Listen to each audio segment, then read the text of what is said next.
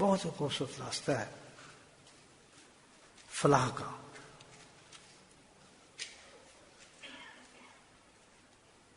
مفہوم جو لفظ قرآن نے کئی جگہ آیا ہے، مفسرین نے مختلف قسم کی اس کی تشریحات فرمائی ہیں.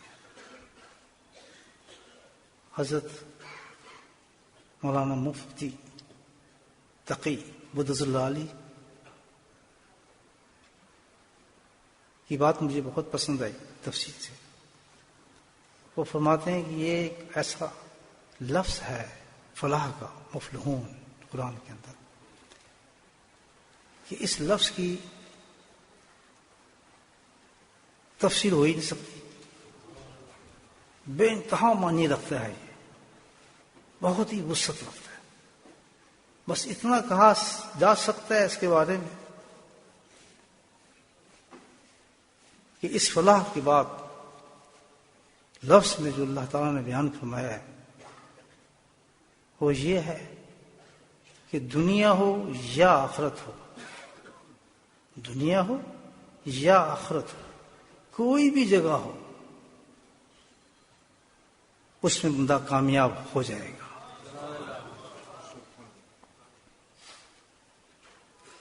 کوئی بھی جگہ ہو، دنیا یا آخرت.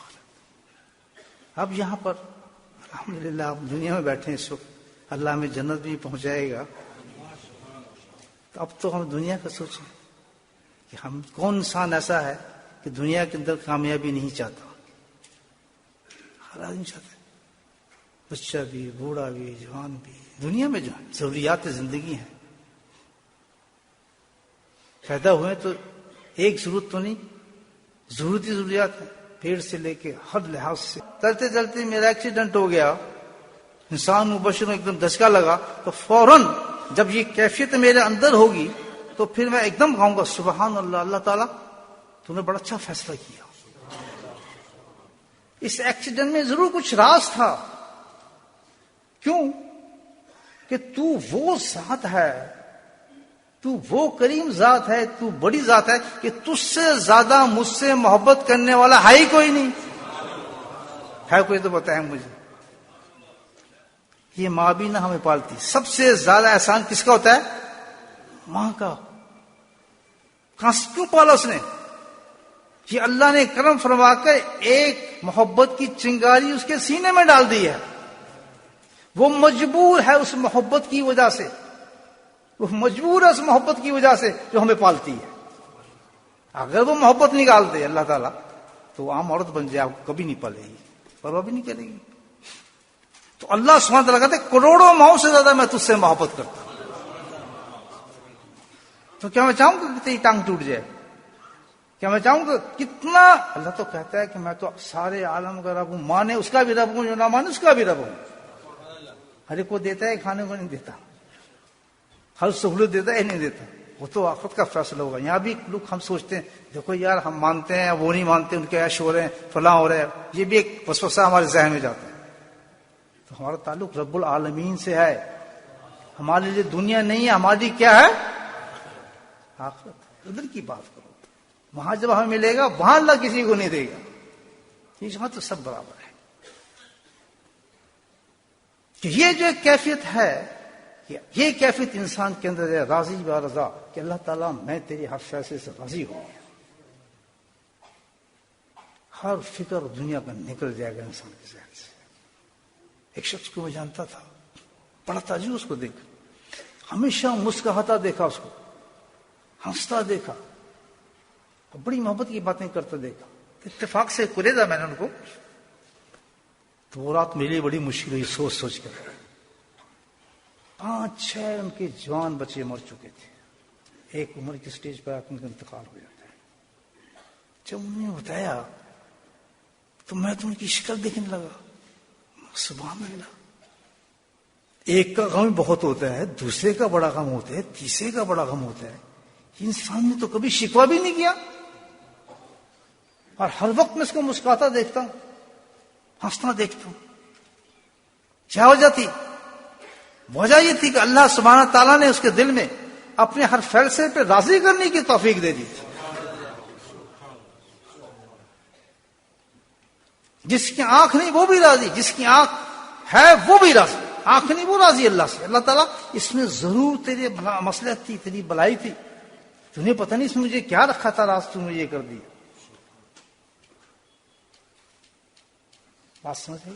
وہ کیفیت بدل کے اگر یہ کیفیت آ جائے کہ اللہ تعالیٰ کے ہر فیصلے پہ انسان راضی ہونا سیکھ جائے، تو پھر کیا کوئی جھگڑا رہتا ہے؟ اسے ختم ہو جاتا ہے. یہ کیفیت لانے کے لیے اگر یہ کیفیت ہو جائے تو وہ انسان دنیا کے اندر کامیاب ترین انسان ہے.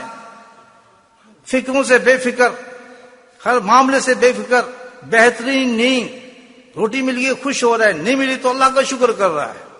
ساری کیل ہو گچھا اس کا وہ انسان کے جسم کے اندر ڈال دیا جائے اور پیوست ہو جائے وہ کیلیں، اور پھر اس کو کھینچا جائے تو ہر بوٹی اس کے ساتھ نکل آئے.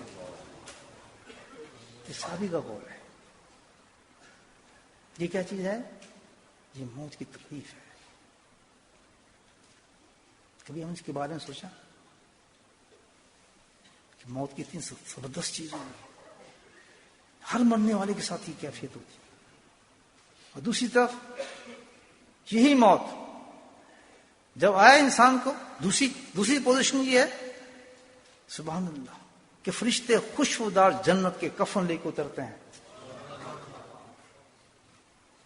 وہ شراب دیتے ہیں، خوشخبری دیتے ہیں، جنت کی چیزیں دکھاتے ہیں، وہ خوشبو والی چیزیں نزدیک لے کے جاتے ہیں. بہت ہی حسین و جمیل فرشتے ہوتے ہیں. وہ ہنستا اور مسکراتا ہوتا ہے، ایسی جان نکالتے ہیں جیسے کہ آٹے سے بال کو نکال لیا جاتا ہے.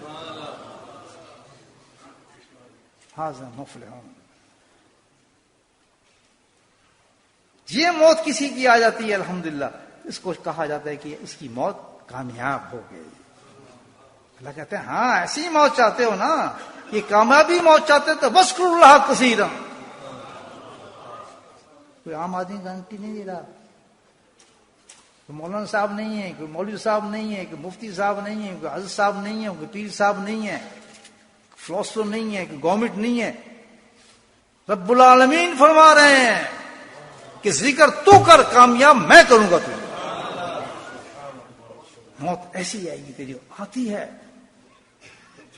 ہمارے سلسلے کے ایک بزرگ تھے، یہ 150-200 سال کی بات، حضرت عثمان دمانی رحمۃ اللہ علیہ، اللہ ان پہ رحمت نازل کر رہے ہیں. موسیٰ زئی اپنا پاکستان ڈیرہ اسماعیل خان کے اندر ہمارے حضرت کے حضرت تھے، بے انتہا عجیب و غریب بزرگوں کا شمار کیا جاتا ہے. اب یہاں ڈبے شبے بن جاتے ہیں، اس سے کوئی فرق نہیں پڑتا ڈبوں سے. ڈبوں میں ڈالیں آپ چاہے کسی چیز پیک کر کے ڈال دیں آپ، خبر تو ہر چیز کو نکھار دیتی ہے. چند منٹ کے بعد نقشہ چینج ہو جاتا ہے، خبر ہے وہ ڈبے کہاں لیتے ہیں. وہ اتنی بڑی جگہ ہے کہ بڑے بڑے صحابی بیٹھ کے قبرستان پہ روتے تھے. حضرت عثمان رضی اللہ تعالیٰ عنہ جیسے صحابی، یہ مبشرات تھیں جنتوں کی، کامیابی کی، رضا کی. وہ گھبراتے تھے. نبی کریم صلی اللہ علیہ وسلم نے حضرت فاطمہ کو فرمایا اے میری فاطمہ یاد رکھ اس کڑے کے لیے عمل ضرور کرتے رہنا. بتائیں کیا خطرناک چیز ہوگی جس میں نے اور آپ نے جانا ہے میرے بھائی. بے فکر ہیں ہم، بالکل بے فکر ہے. یہ چیزیں دنیا کے اندر حائل نہیں ہوتی. وہ تو میں نے امیر ہونے کا آپ کو طریقہ بتا دیا کہ اللہ کی تقدیر پہ راضی ہونا شروع ہو جاؤ، آپ سب سے بڑے امیر بن جائیں گے الحمدللہ.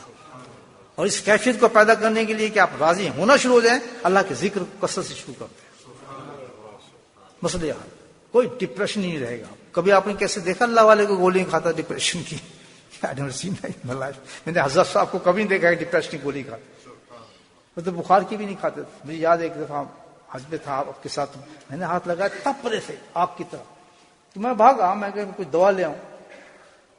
میں گولی لے آیا، ایک ڈسپینس میں باغتا گیا، میں گولی لے آیا. میں یہ ٹیبلٹس کھائیں تو آپ کو تو بہت سخت ہوگا.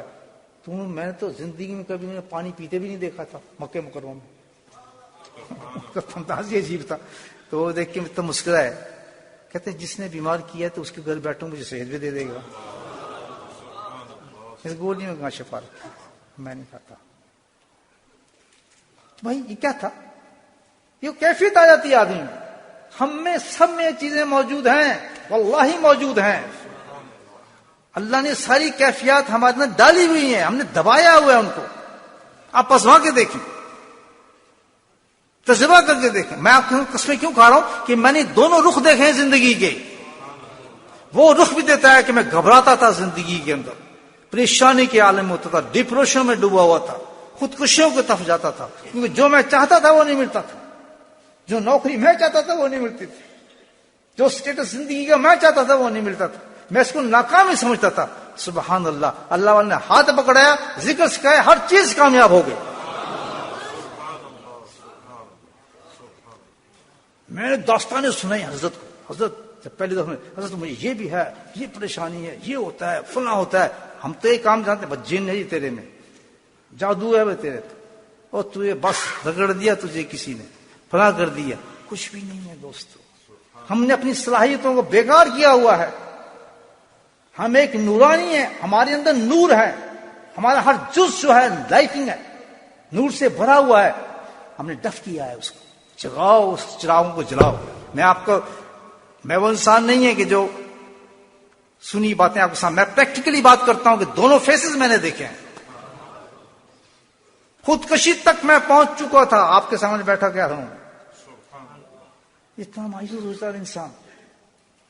قرآن میں پڑھتا تھا، نماز میں پڑھتا تھا، اور یہ وسوسے ہیں، قرآن بھی پڑھتا تھا، نماز بھی پڑھتا تھا، ادھر بھی جاتا تھا. کہتا ہے کیا وجہ ہے، کیوں نہیں معاملات میرے ہو رہے؟ اصل وجہ چاہیے کہ جو سیکوینس اللہ نے دیا ہے کہ اس طریقے سے تو میرے پاس آ، اس طریقے سے نہیں آتے تھے.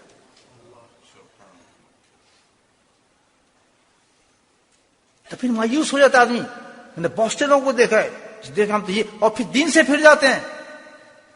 لیکن اللہ جس کو بچانا چاہے، ہر چیز بیکار نظر آتی ہے اس کو، دین سے پھر جاتا ہے.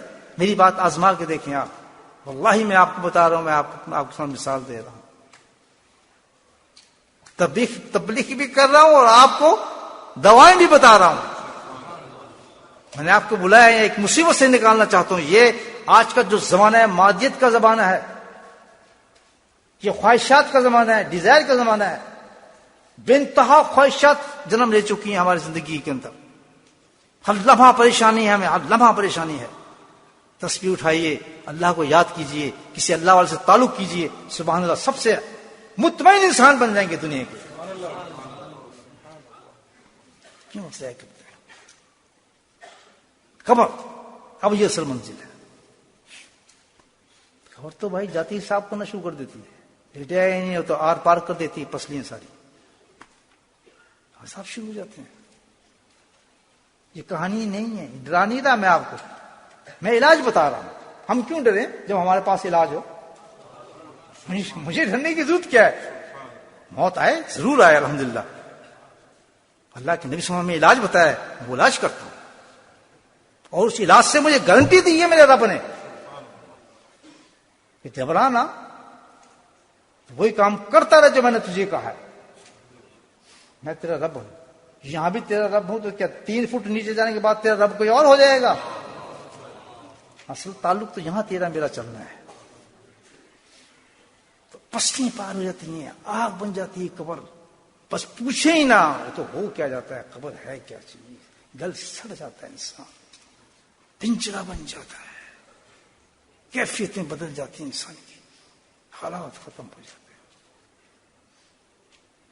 ناکام انسان. ہم نے کامیاب ہونا ہے تو ذکر کریں. جب ذکر شروع کریں گے تو پھر کیا ہو، کیفیت ہوگی. پھر جب مریں گے سبحان اللہ تو پھر قبر دوسری چیز بن جائے گی آپ کی. ایک ذاکر ذکر کرنے والے کی قبر کا رخ دوسرا ہو جاتا ہے اللہ کے فضل سے. اللہ کے وعدے سامنے آ جاتے ہیں. وہ کیا؟ وہی قبر جنت کی کیاری بن جاتی ہے. وہی فرشتے جو جان وہاں حساب نہیں آتے، وہ سلوٹ مارتے ہیں اس کو. وہ جگہیں دکھائی جاتی ہیں جنت میں جہاں اس نے جانا ہے. حدیث کے لفظ ہیں کہ اس کو ایک دلہن کی طرح سلا دیا جاتا ہے. وہ جو ہمیں قبر، وہ تو ایک بہترین محل بن جاتا ہے، کھلی جگہ ہو جاتی ہے، بہت آرام سے سوتا ہے، ٹھنڈی ہوائیں اس میں آتی ہیں اس میں الحمدللہ. آرام سے سویا ہوتا ہے جیسے پتہ ہی نہیں کہاں پہنچا ہوں میں، تھکا ہوا مسافر۔ یہ آئے گی قبر ہمارے نہیں آئے گی، آئے گی نا، تو کامیاب جانے کے لیے ہمیں کیا کرنا چاہیے؟ بس اللہ کثیر کریں گے بھائی ہو یہ تو اللہ تمہیں بتائے، بہت آسان وظیفہ اللہ بتا رہے۔ جب ہم نے دنیا میں دیکھ لیا اللہ نے ہر وعدہ پورا کیا ہے، تو کیا آخرت میں پورا نہیں کریں گے؟ تو قبر کا خوف بھی ذکر کرنے والے سے نکل جاتا ہے، وہ بہترین چیز بن جاتی ہے اس کی۔ تیسری، حشر کے میدان آئیں گے، مردے نکلیں گے، ہولناک سین آئیں گے، دنیا الٹ پلٹ ہو جائے گی، ہوگا ہی نہیں ہوگا۔ الحق متقاصر، قرآن پڑھتے ہیں، قرآن میں کیا حل کرتا ہے؟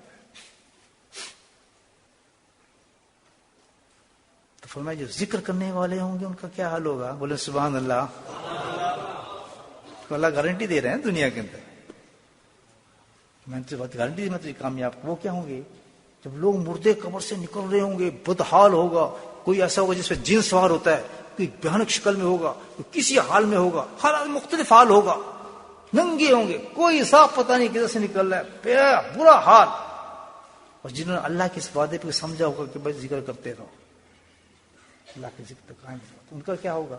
فرمایا وہ قبر سے ایسے نکلیں گے ان کے چہرے 14ویں کی رات کی طرح چمک رہے ہوں۔ یہ حدیث اللہ کی بات تذکر کر لیا تھا کہ بس ہم ذکر کرو، 14ویں کی رات کے اندر چہرے چمک رہے ہوں گے ان کے۔ حشر کا میدان، وہ تو آپ جانتے ہیں کہ انبیاء، اولیاء، متقیاء، سب کے سب حال خراب ہوگا، سب کو بھائی گھٹنوں کے بل ہو جائیں گے، اندھیرا، گرمی، اس کو تو حالات ہم سنتے رہتے ہیں، پڑھتے رہتے ہیں۔ حشر کیا ہوگا؟ ذکر کرنے والے بولے سبحان اللہ۔ اسی کے اندر دیکھا جائے گا کیسے لوگ ہیں، کچھ الگ، ان کے لیے تختے بچھے ہوئے ہیں سنگے مرمر کے، سٹیج سجے ہوئے ہیں الحمدللہ، بالکل الگ تھک، اور بنے ٹھنے ہوئے بیٹھے ہیں، ان کے چہرے 14ویں کی رات کی طرح چمک رہے ہیں ان لوگوں کے چہرے۔ تو حرش والے پوچھیں گے یا اللہ یہ انبیاء ہیں، کون لوگ ہیں، یہ کون سی قوم ہے اس وقت دنیا اس حال میں ہو، یہ سال میں یہ کون قوم ہے؟ تو اللہ تعالیٰ فرمائیں گے یہ وہ قوم ہے کہ دنیا کے اندر بیٹھ کے یہ مجھے یاد کیا کرتے ہیں، ان کو یقین تھا کہ ذکر ہمیں یہ کام کرائے گا، کریں گے بھائی ذکر، یہاں سے بیڑا پار، کامیاب، مفلحون۔ اگلی اسٹیج پلسرات، بال سے بھی زیادہ باریک جس پہ گزارا جائے گا، اور تیز تلوار سے بھی زیادہ تیز، صرف ان لوگوں کے لیے جنہوں نے کہا کہ تم نے میرا کہنا نہیں مانا، بدحال ہوں گے۔ لیکن ذکر کرنے والے ربنا اطعم لنا نورنا واغفر لنا ذنوبنا، اللہ برا تو نہیں مانیں گے، سب مردے ہی بیٹھے ہیں یہاں، یہ حدیث کہتی ہے مردے ہی ہیں، مردے ہیں اور مردے ہی چلے گئے۔ زندگی اور موت اللہ کا کیا سٹینڈرڈ ہے؟ کھانا پینا اٹھنا بیوی بچے، کہتا ہے یہ تو سب مردہ ہے۔ کہتے ہیں میرے نزدیک تو وہ زندہ ہے جس کا دل زندہ ہے میرے نام سے، جس کا دل میرے نام سے زندہ ہے۔ اللہ کہتا ہے میں اس کو زندہ سمجھتا تھا دنیا کے اندر، جس کا دل میرے نام سے زندہ نہیں تو دنیا میں مردہ تھا، یہاں بھی مردہ ہے۔ کریں گے زندہ آج رات؟ سیکنڈ لگتا ہے دل زندہ کرا لیں۔ یہ سب حدیثیں سنا رہا ہوں آپ کو، کمپیوٹر نہ کھول کے بیٹھ جانا نہیں، یہ سب باتیں آپ کو پریکٹیکلی بتا رہا ہوں آپ کو، خدا کی قسم عمل کر جائیں انشاءاللہ۔ ڈھونڈتے پھریں گے روز محشر میں اس شخص کو بھی بخشا دو جس نے ہمارے لیے یہ کام کیا، میں تو آپ کے پیچھے لگوں گا نا۔ پھر اللہ کے وعدوں پہ یقین کرو دوست، ذکر بہت تھوڑا ذکر اللہ اکبر۔ ایک نقطہ آپ کو چھوٹا سا بتاتا ہوں، یہ بات کی پھر ذکر شروع کرتے ہیں۔ یہاں ایک اشکال آئے گا بڑا زبردست، آ جاتا ہے کہ اللہ تعالیٰ کہہ رہے ہیں بس کلا کثیرا لعلکم تفلحون، کہ ذکر کرو تو ساری کامیابی ذکر پہ ہی ہیں، یہ ہے نا معاملہ۔ اب یہاں آدمی ہاتھ ملنے لگتا ہے تھوڑا سا، آپ سوچیں میں نے تو سوچ لیا دوستو. تو نماز کہاں گئی؟ روزہ کہاں گیا؟ حج کہاں گیا؟ زکات کہاں گئی؟ چلو جی، آج میں کام کرنا، تصویر چک لینا، تو نمازیں چھڑ دینا، حج بھی چھڑ دینا، سب کچھ. کیوں جی؟ اللہ نے کیا ہے ذکر کرو تو کامیاب. بولے سبحان اللہ. عقل میں سمجھے نا بات؟ کچھ جہیز کا جواب دے دے مجھے. ادھر قرآن یہ کہتا ہے کہ تو ذکر کر کامیاب، تو ادھر نماز کہاں گئی جو دین کا تھمبا ہے، دین کا ستون ہے، جو اگر کسی انسان کا نماز کا تعلق ایسا ہے جس جسم کے اوپر سر، جس کا تعلق یہ ہے کہ جس کے پاس نماز نہیں اس کے پاس دین نہیں. جو نماز نہیں پڑھتا وہ کفر سے مل گیا، جو نماز نہیں پڑھتا وہ دین سے نکل گیا. جو نماز میں سستی کرتا ہے 15 عذاب اس کو اترتے رہتے ہیں، دنیا میں، قبر میں، حشر. نماز کون چھوڑ سکتا ہے؟ نماز سے بڑی کو تو چیز نماز مومن کی معراج ہے. یہاں تو کہتے ہیں بس ذکر کرو کامیاب ہو جاؤ گے. بڑے بڑے لوگوں نے ذکر چھوڑ دیا اس وجہ سے. یہ کتنا سکھاتا ہے جی، یہ تو بات نہیں ہے. سمجھو میرے بھائیو، سمجھو. کسی اللہ والے کے پاس بیٹھو تو سمجھ آ جائے. مسئلہ حل ہو جائے گا نہیں ہو جائے گا؟ کہ ہے جواب اس کا بات. ادھر تو روزہ کتنی بڑی چیز ہے یار. حج سبحان اللہ، سبحان اللہ. زکوٰۃ یہ فرائض ہیں. تو ہم تصویر اٹھا لیں کیا؟ حضرت صاحب تو فرماتے ہیں اللہ کا ذکر کر، چھٹو جی نمازاں کی جانی ہے، بخشے بخشائیں سے ہو گیا کام سڑا پہ. ادھر بھی کامیاب تھے ادھر بھی کامیاب. میں کہتا ہوں ادھر بھی جوتے بھی ادھر بھی جوتے. بات پوری سمجھو صحیح نا. اصل مسئلہ کیا ہے سنیں، کامیابی ذکر سے ہے، لیکن مسئلہ اصل کیا ہے؟ یہاں جب کہا جا رہا ہے وَاذْكُرُوا اللَّهَ كَثِيرًا لَعَلَّكُمْ تُفْلِحُونَ، حقیقت میں کیا کہا جا رہا ہے؟ کسی فرائض کو نہیں گھٹایا جا رہا، بلکہ یہاں اشارہ دیا جا رہا ہے. دیکھیں اس نے کیسی بات لکھی ہیں. یہی فرائض جو انسان کو کامیاب کرائے گی نماز ہی. سب سے پہلا سوال جو ہوگا وہ کس کا ہوگا؟ نماز کا ہوگا. اسی سے سب کی بچت ہوگی. تو تعلق کیسا بنا کہ ذکر جو ہے وہ کامیاب کرے گا. ان دونوں کا تعلق کیسے بنتا ہے فرائض کا ذکر کے ساتھ؟ تو میرے بھائی سنو کیسے بنتا ہے. سبحان اللہ. ویسے بنتا ہے کہ اللہ سبحانہ تعالیٰ نے ذکر کے اندر ایک خاصیت رکھی ہے کہ وہ بیمار دلوں کا علاج ہے. فی قلوبہم مرض، انسان کے دل جو مردہ ہیں، جو بیمار ہیں، جو اللہ کے احکامات کو نہیں لا سکتے، جو نماز نہیں پڑھتے، جو روزہ نہیں رکھتے، جو حج نہیں کرتے، جو بدمعاشی کرتے ہیں، غلط کام کرتے ہیں، ان کے دل کیا ہے؟ مردہ ہو چکے ہیں، مرائض ہیں اس کے اندر. تو پھر اس کا کیا علاج ہے کہ جب بندہ اللہ کا ذکر کرتا ہے تو اس کا دل زندہ ہو جاتا ہے. جیسے دل زندہ ہوتا ہے وہ نمازی ہونا شروع ہو جاتا ہے. تو ذکر کی جو کامیابی ہے وہ یہ ہے کہ جب اللہ کا بندہ ذکر کرنا شروع کرتا ہے تو سب سے پہلے اس کا کام یہ ہوتا ہے وہ نماز پڑھنا شروع کر دیتا ہے. اللہ گائیڈ کرتا ہے دل اس کو.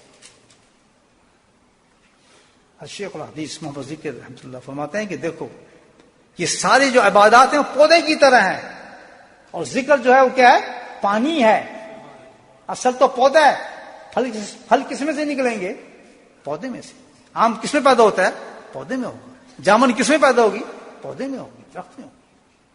لیکن کام کس نے بنایا؟ پانی نے بنایا.